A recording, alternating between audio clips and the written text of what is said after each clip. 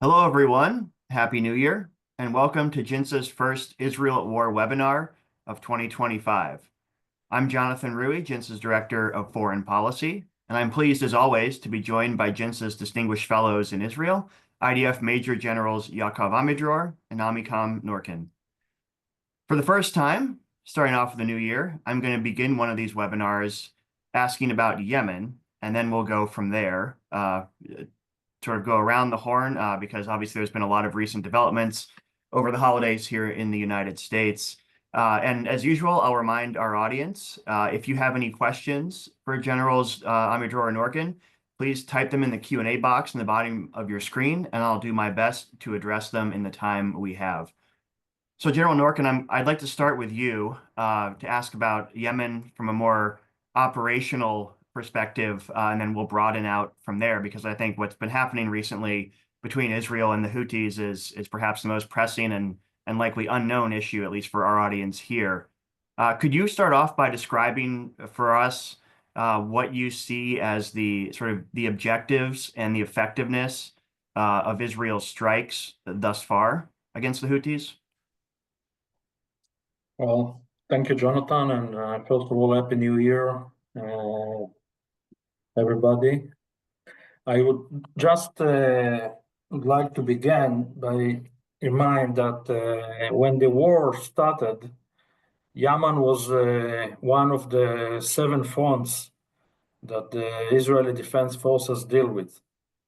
At that time, the American coalition led the operation in Yemen, and I think that the government in Israel and the IDF, the chairman, took the right decision not to put Yemen in high level and first priority.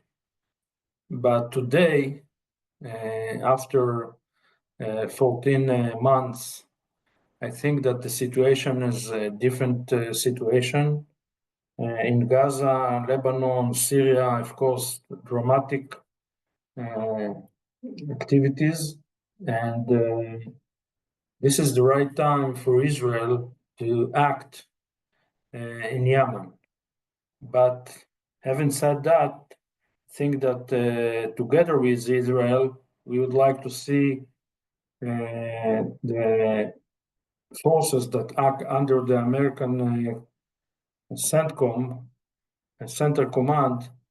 We would like to see more activities, and by that, with Israel, we might achieve our goals. But from Israel, once you need to fly 2,000 kilometers from Israel to Yemen, the main targets till now were dual-use targets, strategic targets like the ports, electricity, energy, and of course, military camps to reduce the Houthis' capabilities to smuggle, to bring, to transfer weapons from Iran to Yemen. And, the main target of that goal is Hodeidah port.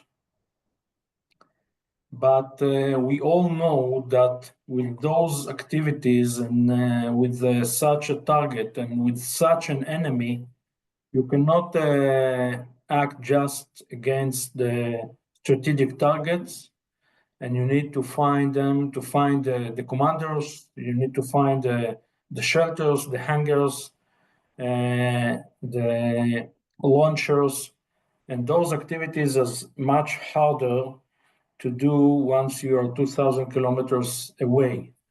And we need to plan together with our friends how we should do it. And I think that the Israeli Defense Forces is now working on those missions. The second part are the defense activities. And for the first time, the THAAD, the American Strategic Air Defense System Act in Israel, a very successful intercept. I think it's a major milestone also for the American forces to realize that the system and the technology work like it should. And the Houthis in the last 10 days, they launched 4 times. Unfortunately, 2 of those missiles penetrate the Israeli air defense capabilities because of some unique scenarios and some technical issues that we cannot speak about them, but there is no new ballistic missile. There is no supersonic ballistic missile. The missiles are the same missiles with a smaller warhead. They add fuel and they reduce the weight of the warhead, and by that they reach more distance. And the last time the Arrow 3 intercept the last ballistic missiles that the Houthis launch. So I think that Israel is going to push more and more its efforts to the intelligence activities in Yemen to bring a better targets and to fight shoulder to shoulder with the American forces to achieve and to attack the targets that I just mentioned. Thank you, General. And you, as usual, anticipated one of my follow-on questions, which sort of already answered, but let's hit the nail directly on the head.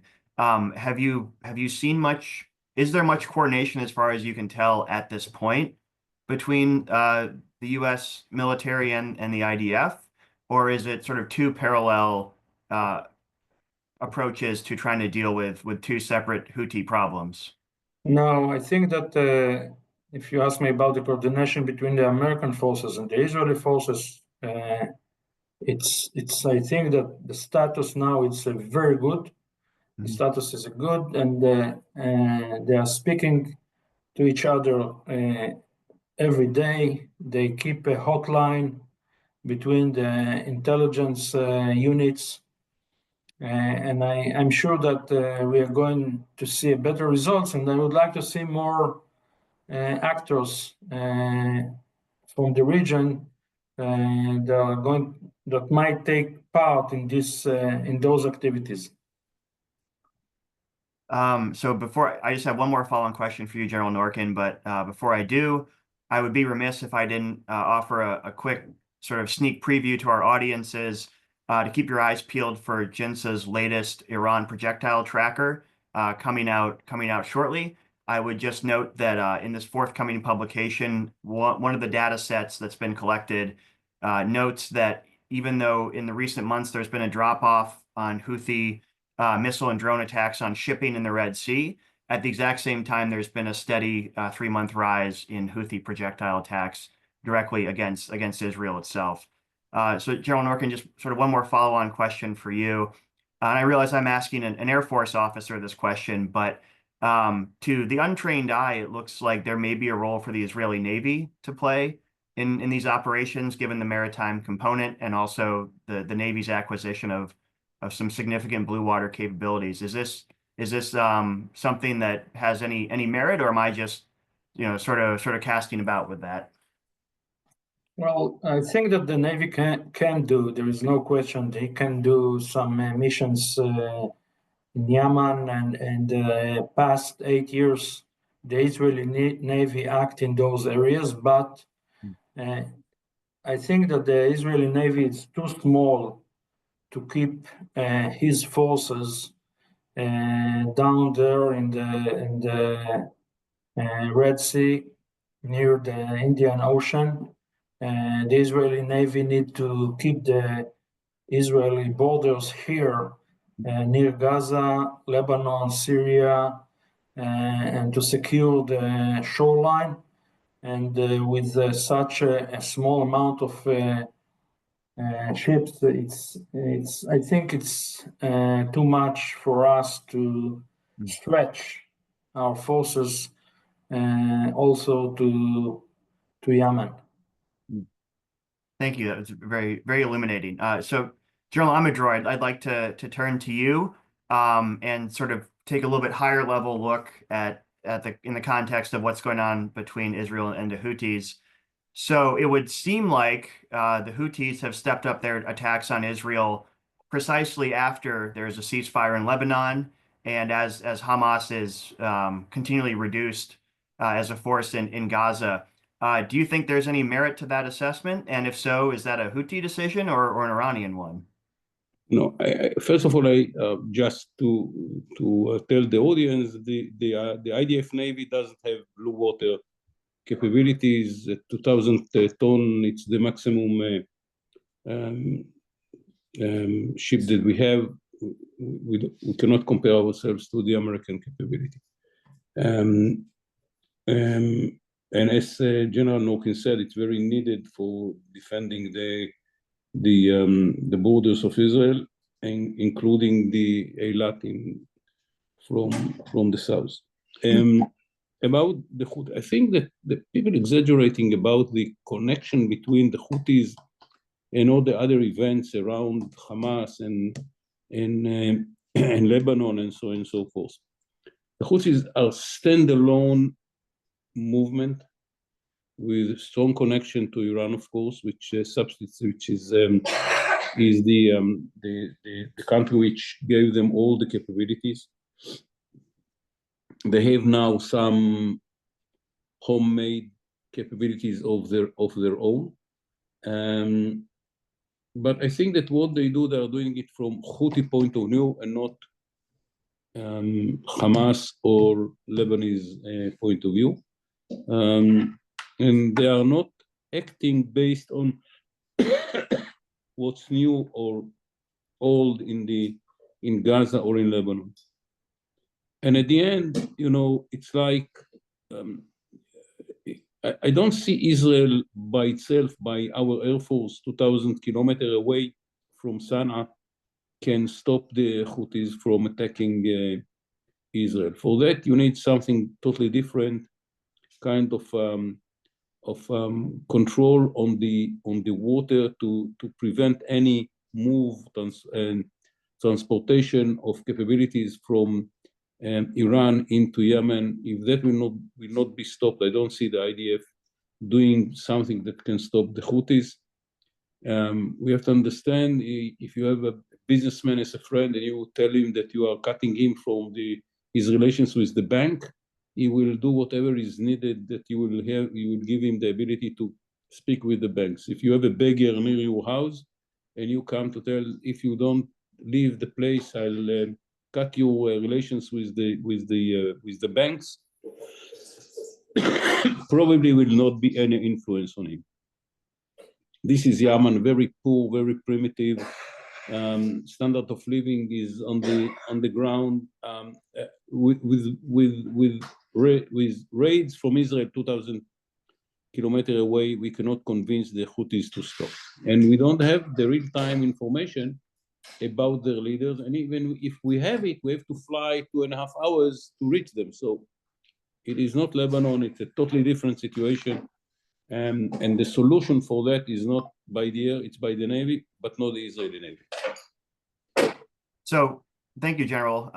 So just to put a fine point on it, because I've heard this discussion a lot, at least in American press, but I think also among Israeli officials, can the Houthis be deterred in the sense that, we talk about Hezbollah being deterred or undeterred, or Iran? Is the Houthis, to your point, is that the wrong word to use in talking about how to try to deal with them?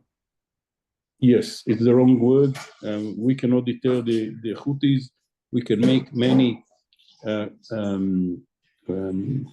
to destroy many facilities in Iran, in the Houthi area. We can neutralize part of their capabilities, but I don't see them. We don't see the Air Force able to stop it. Mm-hmm. And I want to loop in a question from our audience here. Just one more follow-up for you, General Amidror, before we move on to a different front. So basically, the Houthis, are driven by sort of internal reasons for conducting this this war with Israel? Is that as opposed to being, driven? It's not a decision that's made in Tehran. It's a decision that's made by the Houthis, perhaps to justify their rule at home, or because conflict is good business if you're the Houthis. I don't know what is the exact description of their decision. It is connected to Iran. They had been built and they had all these capabilities from Iran. But in the end, I think that it is a more Houthi decision than Iranian decision. Of course, they need Iran, and Iran is urging them to do it because it's the only proxy which remain for the Iranians.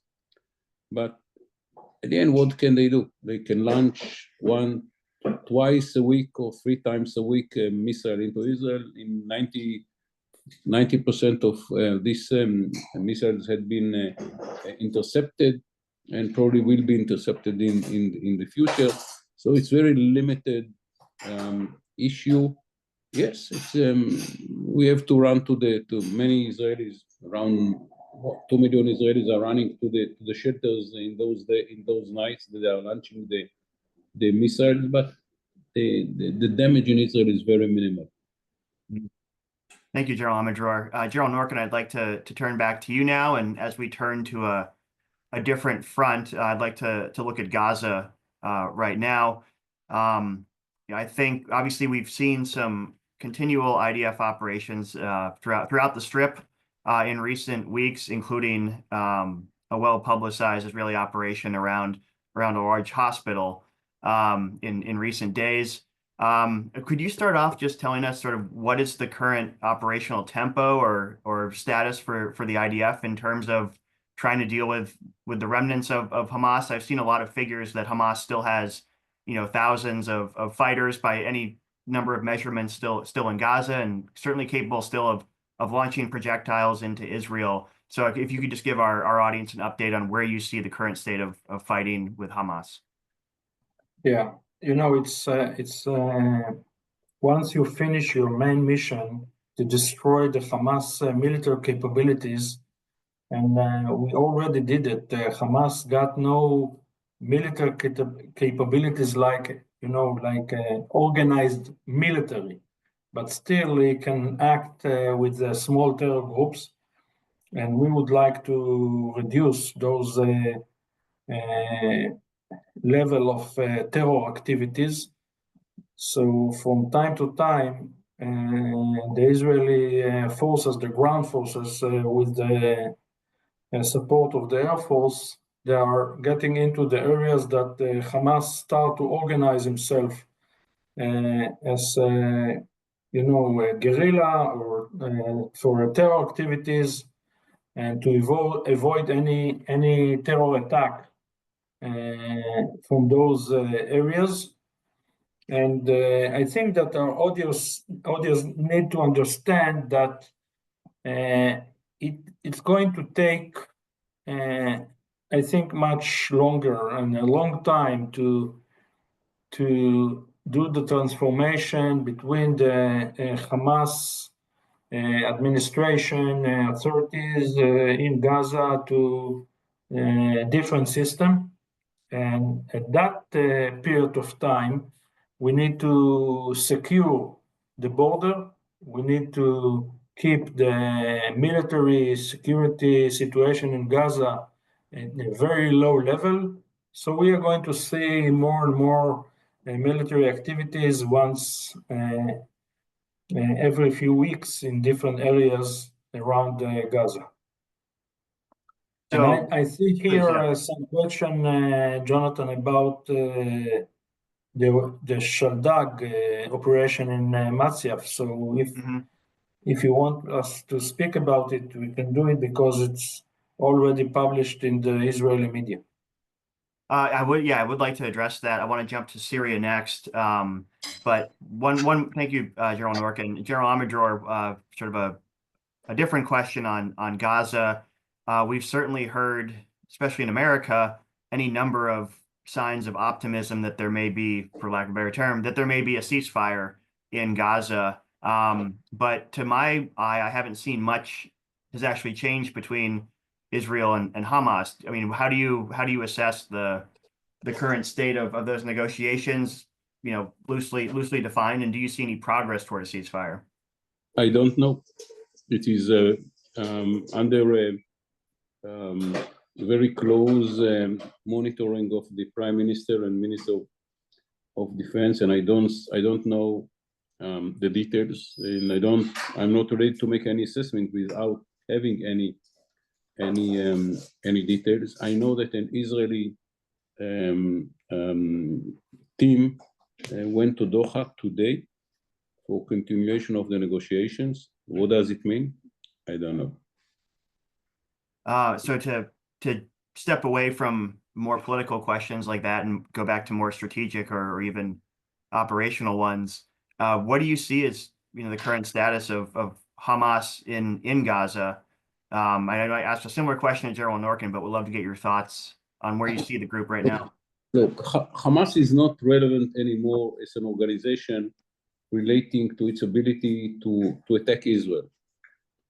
They don't have enough missiles to do it. They cannot regroup and send people to raid into Israel. We are finishing the perimeter along the border with Gaza. It would be a 1 kilometer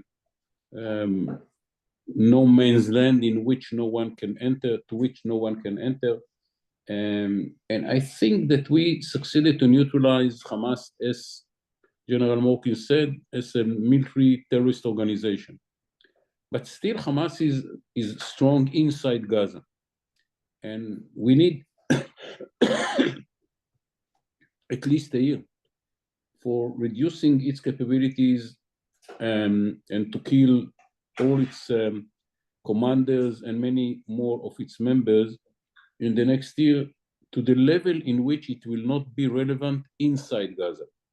It is not relevant now outside Gaza, but it should not be relevant inside Gaza. And when it will not be relevant inside Gaza, we can call a third party to come into Gaza and to take control of the civilian side.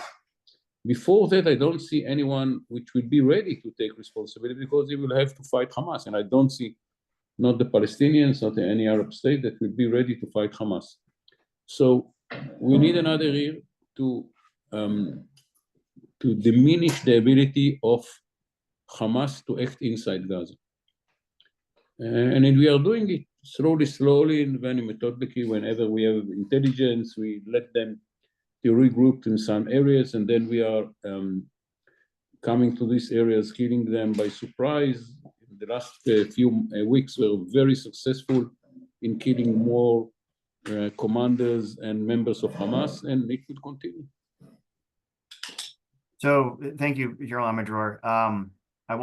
We still got a lot to cover. I want to turn now to Syria and Lebanon as well. And so, General Norkin, I'll pose this question to you from our audience. So the IDF just announced an operation in Masyaf in Syria that took place back in September. What are your thoughts on the effect that operation had on the Assad regime and on reducing Iran's ability to proliferate arms through Syria? Well, it's hard to speak about the Assad regime because there is no such a regime now. But as you know, the Iranians, together with the Syrians, they try to build a lot of capabilities in Syria in the last 8 or 9 years.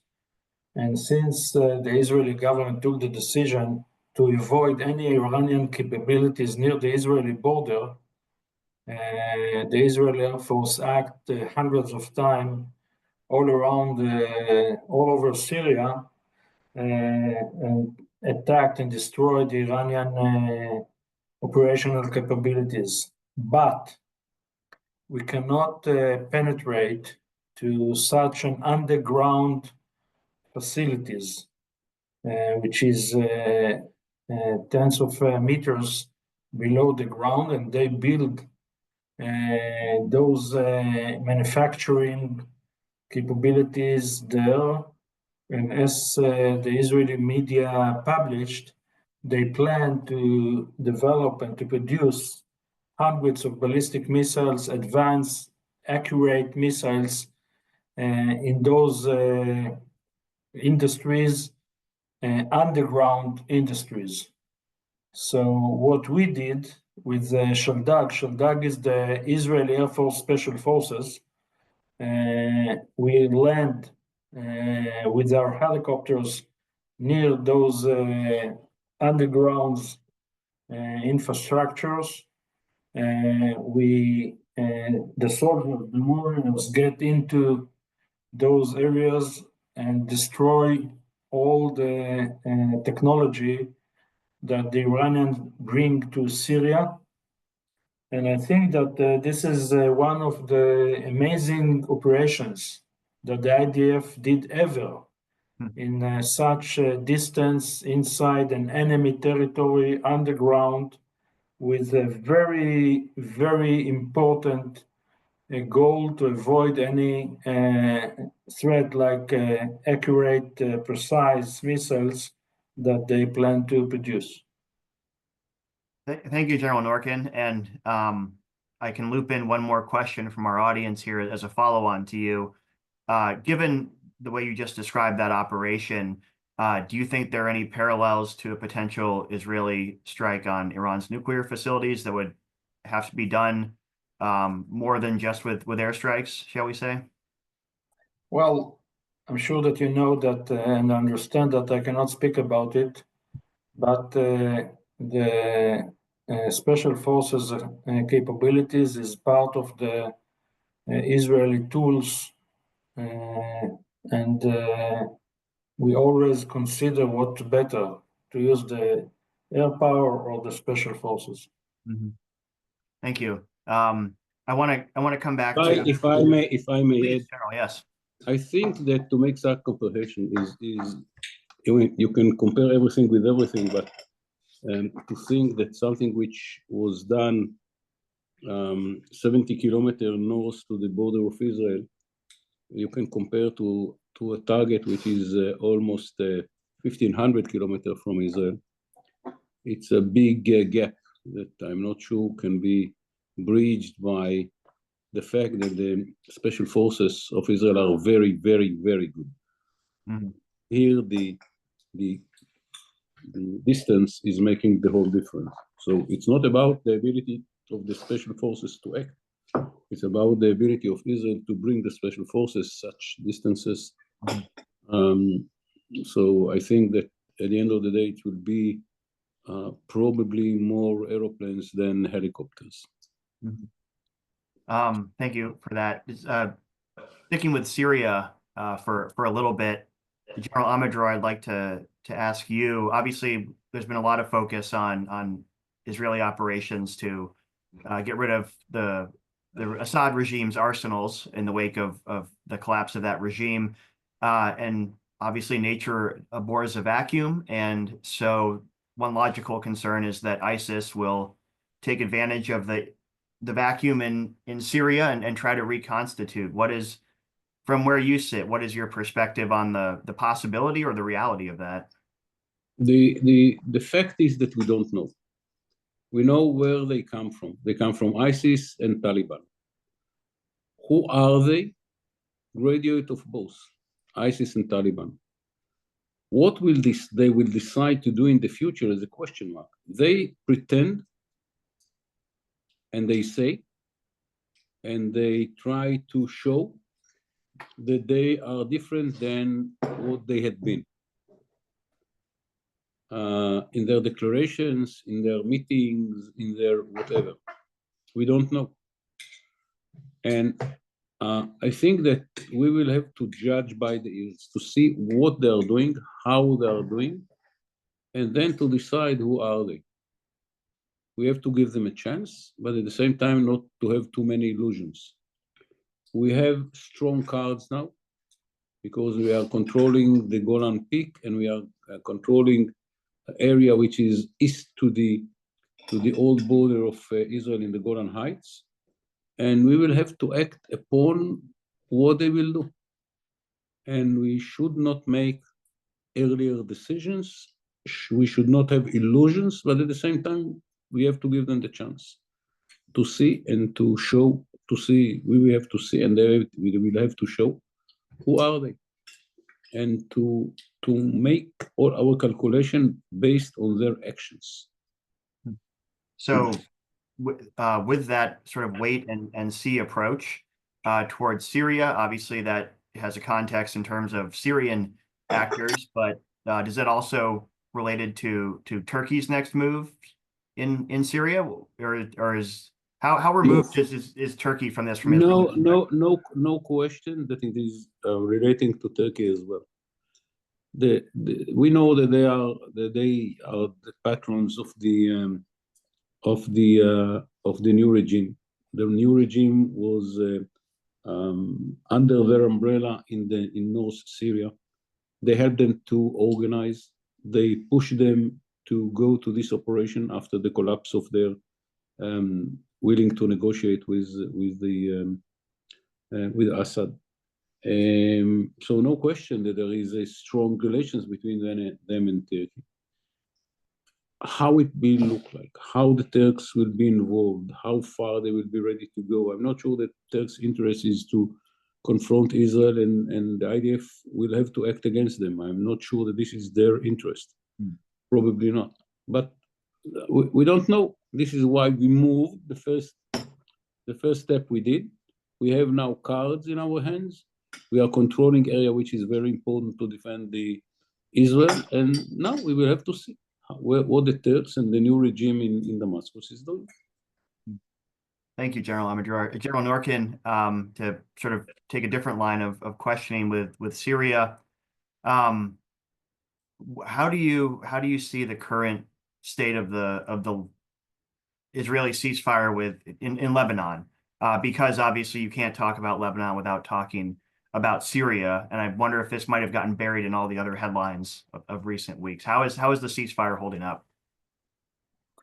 Well, I would like to mention, because I see that some of my friends and colleagues from the past here with us from the American Air Force, and many friends know our neighborhood and how many air defense systems the Syrians got. Although they fight each other, they got the best Russian air defense systems like the SA-22, S-300, and all the others.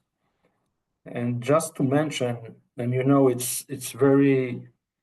it's like an unbelievable situation for me as a pilot and commander to open the map, the digital map of Syria, and to see no threat all over.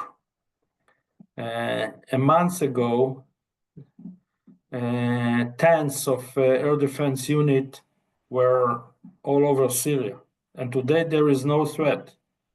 You can fly above Syria and there is no threat. And last week, and by that I'm moving to Lebanon, to your question, the Israeli Defense Forces destroy SA-22 in the border between Syria and Lebanon that Hezbollah tried to hide in a civilian, let's say, hangar. And today, the Air Force attacked near the city of Nabatea in Lebanon. So I think that the Israeli policy today is that Israel cannot accept any threat, especially strategic weapon like air defense systems or ballistic missiles in Lebanon. And today I think that they attack a hangar of such a threat. So we can see in the last 2 weeks that the IDF is act. We are not waiting anymore to try to explain and to pass messages. We act. And I think that this is a sign for the future that Israel cannot accept threats near the border. And in the current situation in Lebanon, my assumption is that Hezbollah will do nothing because of the ceasefire, although we attacked in the city of Nabatea. So just to be clear, your assessment is, at least for now, that Hezbollah sees a benefit in the ceasefire and would rather do everything they can to avoid further Israeli strikes on their assets, at least for now. Absolutely, yes. I think that Please. the key to the answer is your first sentence. In the past, you couldn't speak about Lebanon without mentioning Syria. Mm-hmm. Today, there is no any connection between the two. If there is any connection, it's the Syrians hate Hezbollah. And if the situation in Syria will be good enough, you might see even pressure from Syria into Lebanon to help the Sunnis in Lebanon. Hmm. So the fact that now you can speak about Lebanon without Syria, because Syria does not exist as the backyard of Hezbollah, is making Hezbollah very, very vulnerable and very, very weak. And this is why Hezbollah is hesitating when Israel is acting, whenever we identify any attempt by Hezbollah to regroup or to build a new facility, because they understand their new situation. Mm. Hezbollah is 10 times weaker today than before the new regime took control of Damascus. Without Syria, Hezbollah is within an island, separated from Iran. The bridge which went through from Iran through Iraq and Syria is broken. They cannot send Hezbollah anything. They can send money through banks or aeroplanes, but that's all. Mm-hmm. Weapon systems cannot come from Iran anymore, and forces to support Hezbollah cannot come anymore. So it's a totally different situation for Hezbollah. First time in its history, Hezbollah is isolated. They can act only in Lebanon based on what there is in Lebanon, and we are degrading what he has in Lebanon all the time. General Amidror, I think that's it may seem like an obvious point, but I mean, given how much history has happened in the past weeks and months, I think it bears sort of, even stating it simply. So with Hezbollah cut off from the Iranian bridge, what are the Iranians doing? Are they just sort of licking their wounds? Are they trying to play nice with the new regime in Damascus? Do we not know what they're doing yet? Are they still shocked? I think that they, to have good relations with the regime in Damascus, the chances that they can achieve it is very, very low. After the people in Damascus still remember how they had been butchered by the Iranians and Hezbollah. They are not going to forget it, and are not going to forgive it in the next few, I don't know, years. But I think that the Iranians are in a very deep problem now. They lost the proxies, which was one of the two legs in their strategy. They lost all the proxies, but the Houthis, which are, as I said, 2,000 kilometers away. Hamas does not exist anymore as a threat to Israel. Islamic Jihad is not a threat anymore to Israel. Hezbollah, which was the strongest one, is liability. It's not an asset anymore. They didn't succeed to ignite the West Bank. They are making many efforts, but they didn't succeed to ignite the West Bank. Their success in Jordan is very, very limited. The Jordanians are coping with the Iranian infiltration from Iraq in a very good way because they have a good intelligence. What happened is more than that. The Iraqis don't let them to transfer forces from Iraq through into Syria, and the Shiite militias in Iraq stopped launching drones and missiles into Israel, because it was the Americans and Israelis made clear to the Iraqis that they will pay the price. How long it will continue, I don't know. But at the present, for today, they lost all the proxies, but the Houthis, which is very, very weak proxy compared to what they had in mind. Now they have to make a decision.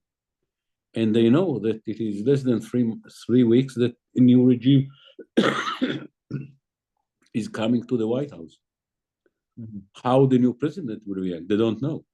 It probably will be more aggressive than the previous one. Do they want to be in confrontation with America?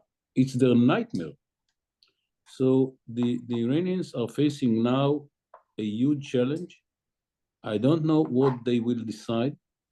I don't know how, when, and how we will anticipate their decision, but it is a very critical moment for the Iranians. If they make big mistake, it might be the end of the regime, or at least the end of a lot of their military capability. Israel showed by the last raid of the Air Force that we know how to reach Iran, and we know how to bomb Iran, and we know how to find the places that should be bombed. I mean, good intelligence. What is the lessons that they will draw? I don't know. They are in the middle of the crisis. They have to make decisions. So, General Amidror, as a follow-up, that you describe Iran in the middle of this crisis, facing a change in administrations here in the United States, which will certainly most likely bring a change in U.S. policy.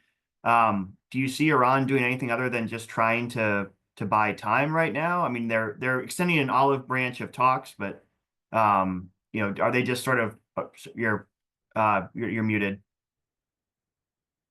General Amidror, you're muted.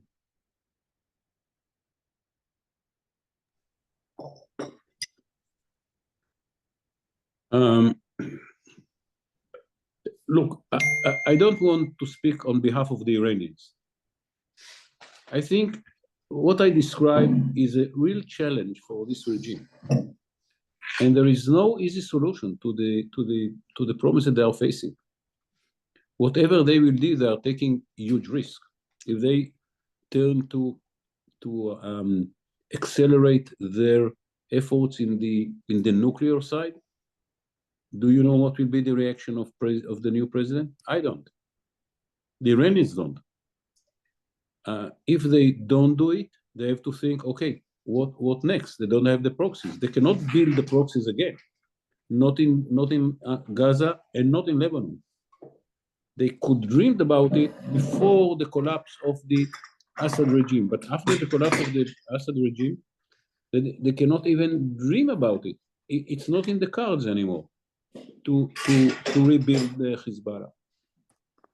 So I don't know what will be the decision. They have very, very deep economic problems inside. There are demonstrations in the bazaar. The Iranian currency is collapsing. Huge problems inside. Leave alone the strategic issue of relating to their dream to be the superpower of the Middle East. And now they are facing another superpower, Turkey. What will they do? I mean, I don't have answers. I have, as you understand, more questions. What are the scenarios that the Iranians can think about? What will they decide? I don't know. Remember, the leader is very, very old one. There is no any good way to anticipate who will take his position after he will die. People are speaking about his son. The Iranians don't want a new kingdom. So many of them don't like the idea. The son is not as impressed as the father. So it is many problems coming together, and the fact that they lost the whole leg of the proxies, which was very important for them, that was the basis of their strategy, is a very, very severe issue for them. And I don't see a good solution from the Iranian point of view. There is no good solution. Each solution that they will take is a problematic one. And of course, many, many things are very much depends on the decision of the new coming administration in Washington. Mm-hmm. Thank you, General Amidror. General Norkin, I'll sort of stay on the same subject, but with a different set of questions.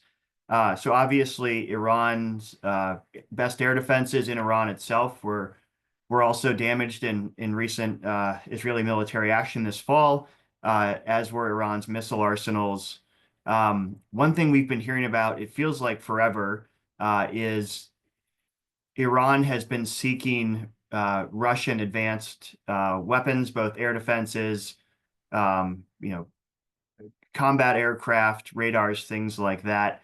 Do you have any belief that given all that Iran has lost recently, as General Amidror described, that this might be likely to go ahead, that Russian assistance for Iran's defenses, and therefore would that then put a ticking clock on any military action against Iran? Well, first of all, once Israel acted in Iran and destroyed the S-300, which is a strategic air defense system, there are still many, many other Iranian air defense capabilities. Iran is not they are not based on only on Russian equipment. And they develop quite unique and advanced Iranian air defense capabilities, like they did with the ballistic missiles, the drones, the cruise missiles. They develop air defense systems.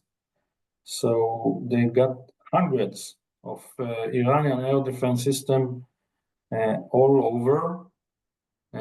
Of course, they are not a threat like the S-300 because of the distance, but the threat to airplanes that might fly above Iran is still very high. So this is first. Second, I think that they would like to have a new equipment, a new capabilities, platforms, systems from Russia. It's going to take time.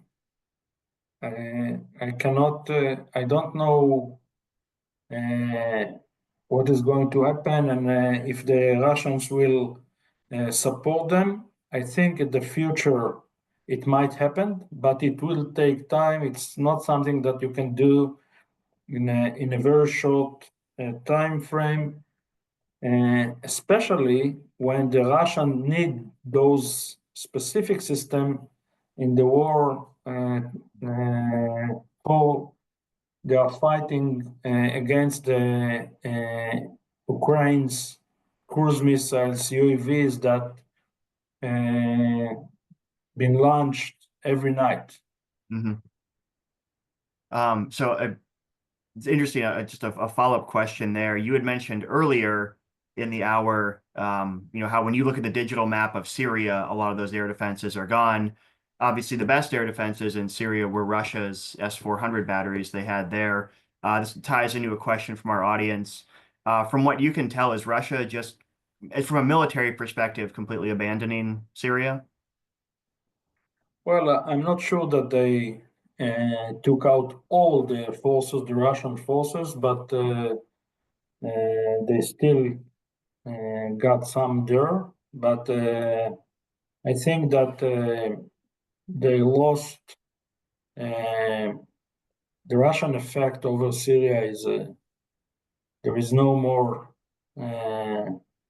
any effect, and they cannot reduce the freedom of action of the Israeli forces. So there is no limits today, but still there is Russians port and Russian camp with a small amount of people and equipment. Thank you. So one final area I want to cover in the little time we have left, General Amidror, I'll give this final question to you. I know it doesn't technically involve Israeli forces directly, but obviously we've seen a lot of fighting in the West Bank, specifically Jenin, between Hamas and Islamic Jihad on the one hand, and then the Palestinian Authority security forces on the other. Do you think, I know you kind of hinted at it earlier, is this Iran trying to find one more way to pressure Israel? And it seems like the Israelis are staying on the sidelines watching this happen. Is that a fair assessment? And if so, why? Whenever the Palestinians can do the job of gaining control on those areas by themselves, we don't interfere. It is Area 8. Theoretically, the responsibility is the responsibility of the Palestinians. If they can do the job, we prefer that will be the situation. I think that in this case, Abu Mazen felt that he's losing control. And for him, it was a devastating situation. And he decided that this is the time and the place to show that he can fight these groups of terrorists that which are getting huge money and from time to time weapon systems smuggling through Jordan from Iran. At the same days that the Palestinian forces engage Hamas and Islamic Jihad in Jenin, the IDF was very active in other places in the West Bank, in areas in which the Palestinians didn't make decision to interfere. So we are looking at the West Bank and saying to the Palestinians, guys, here is the problem. Do you want to take it? We trust you, do it, do your job. If you don't want, we will do the job. And in most of the cases, we have to do the job, but in this case in Jenin, I think that Abu Mazen understood that it is now or never. And from our point of view, it's a very important move. We will encouraging him to do it. We don't interfere. We don't take part in that. He's doing the job by himself. There is no any cooperation between Palestinian forces and Israeli forces fighting other Palestinians. That will be very bad for Fatah and Abu Mazen. This is why we don't do it. On the contrary, we remain outside. We don't take any part in this operation of the Palestinians. Excellent. Well, I want to give at least a few minutes back to our guests because it's late as usual in Israel. I want to thank everyone for joining our first regular webinar of 2025. Wish everyone a happy new year. Thank you to Generals Amidror and Norkin, as always, for their time. And we look forward to seeing you all again on another JINSA webinar. Have a good day. Thank you very much. And Thank you. Bye-bye. Happy New Year.